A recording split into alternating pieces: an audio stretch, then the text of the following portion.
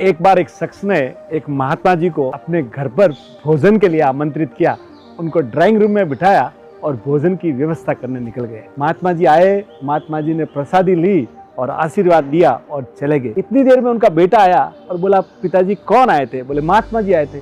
बोले, drawing room में मेरे बहुत सारे पैसे थे, वो अभी गायब है। तो पिताजी ने कहा कि देख, महात्मा जी बड़े सज्जन है, ऐसा काम महात्मा जी नहीं करेंगे। बात आके चली गई, 1 साल हो गया। तो उस शख्स ने महात्मा जी को वापिस अपने यहाँ भोजन के लिए आमंत्रित किया और जैसे ही ड्राइंग रूम में बिठाया, वो भोजन की व्यवस्था करने पास में चला गया। इतनी देर में बेटा आया और बोला कि महात्मा जी, एक बात कहूँ, आप बुरा ना मानो तो। बोले, क्या?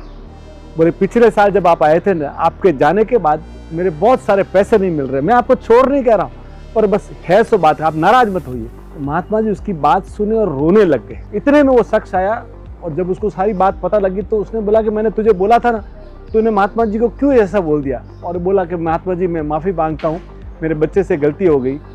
तो महात्मा जी ने कहा कि बेटा, इसने मुझे पूछा इसलिए मैं नहीं रो रहा हूँ। तो बोले, क्या बात की? बोले, वो देख, सामने जो रामायण पढ़ी है ना, वो खोल। और जैसे ही वो बाप बेटे ने रामायण खोली, रामायण के अंदर पूरे के पूरे पैसे पड़े थे। तो बोले, जिस दिन मैं आया था ना, आपके पैसे यहाँ बिखरे उड़ रहे थे, तो मैंने सब पैसे इकट्ठा करके आपके वो सामने वाली रामायण के अंदर रख दिए कि जब सुबह सवेर शाम जब भी आप रामायण खोलोगे तो आपके सामने आपके पूरे पैसे मिल जाएंगे। पर मुझे आंखों में पानी इसलिए आ रहा है कि पूरा साल बीत गया और आपने घर में रामायण नहीं खोली है। तो हमारा हाल भी यही है सर। हमारे मित्र है विशाल